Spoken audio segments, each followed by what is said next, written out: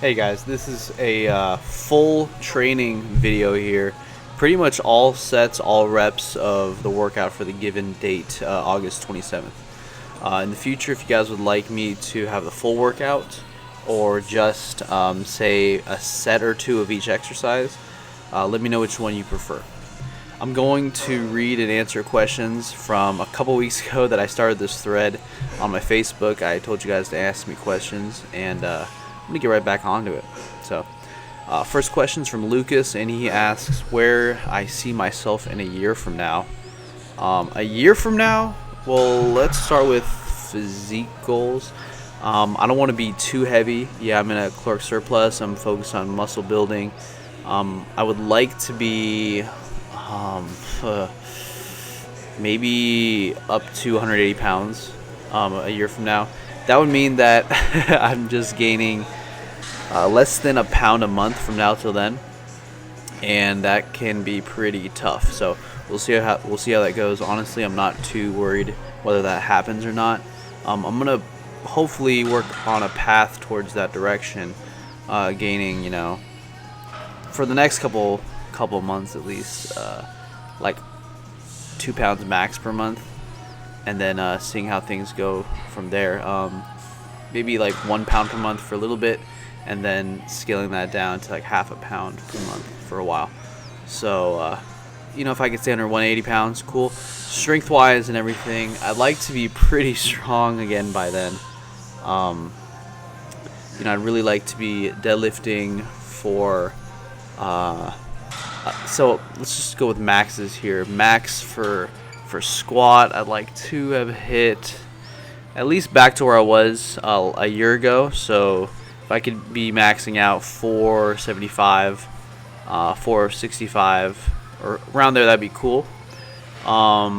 Bench press, I'd like to be back where I was, maybe even better. So maybe 340 to 350 on the bench press. That would be nice.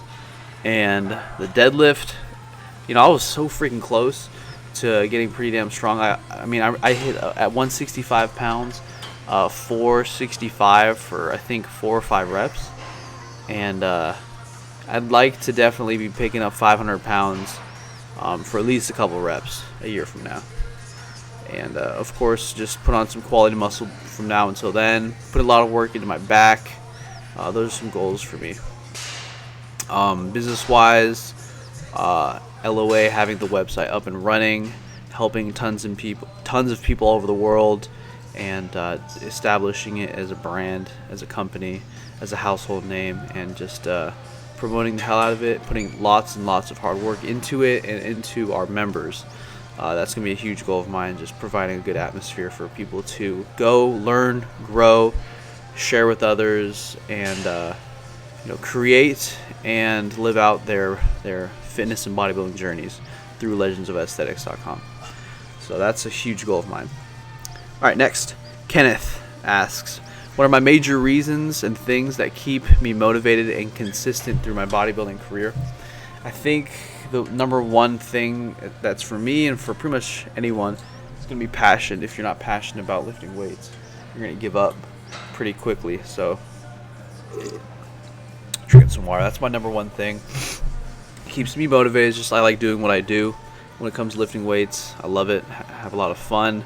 I like it for the short term and the long term. So I like each workout. I have a lot of fun. And just long-term goals in terms of strength, that's a lot of fun as well. So really, really, really enjoy it. What keeps me consistent? Just the passion, as well as having a game plan, thinking positive, just staying healthy with the balance between the bodybuilding and personal life. And I think those are extremely important. Not going over the top, and just having a lot of love and fun. Jesse wants me to train with Alberto Nunez again. Someone wants to ask me about quantum physics. Don't really know too much.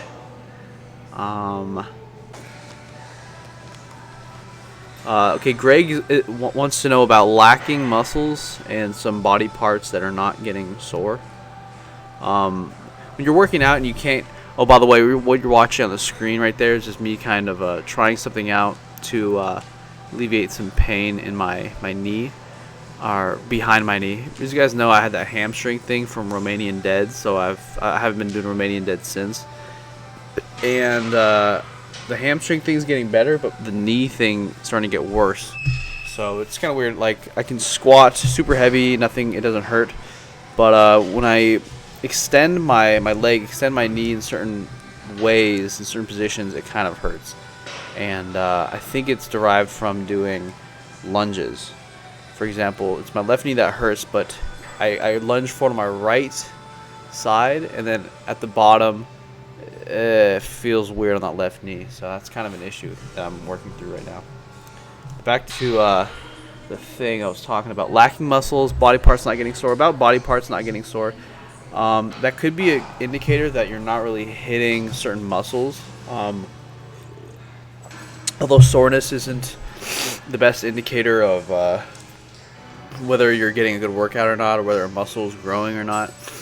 Soreness can help you indicate perhaps if the muscle is actually getting hit.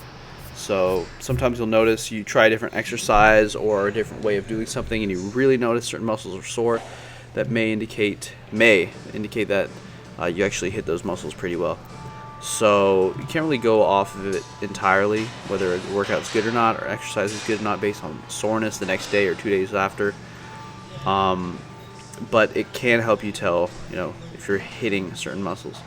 Now, about lacking muscles, what do? Make sure you're performing exercises correctly that hit those muscles correctly. Make sure your form's on point, and that you're utilizing progressive overload. Okay, next up, favorite exercises and future goals.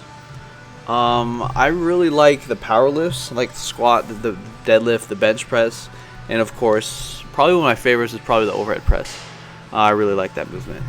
And next was future goals. Goals in the immediate future. Just milk out the current program that I'm running right now. It's kind of a customized one. And it's kind of evolving. I'm still trying to figure out what exercises I want to be doing for the next few months. I got a trip to Vegas coming up pretty soon, so I'm not hopping on a super solid program just yet. Nothing like Smolov or anything, but my version of Lane Norton PHAT Power Hypertrophy Adaptive Training. I'll give an outline pretty soon. The reason I haven't is because I'm still trying to pinpoint the issue with my knee, my left knee hamstring. I'm reading Kelly Starrett's book, Becoming a Supple Leopard. I'm trying to pinpoint exactly how I can better that knee issue, perhaps including dropping certain exercises. So that's why I haven't really written out that program for you guys. Otherwise, I would have done that by now. So, thinking about even dropping lunges for a little while and then bringing them back up in strength slowly but surely. I had to drop Romanian deadlifts and stiff leg deadlifts and those sorts of things.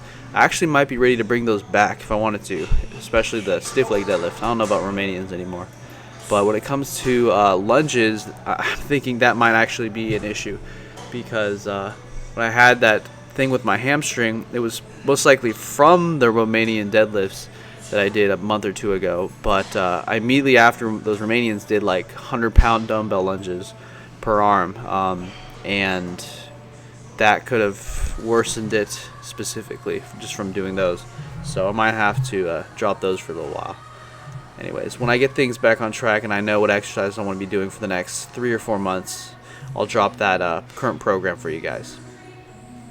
Next we got, okay, Paul wants to know how to recover from wrist injury.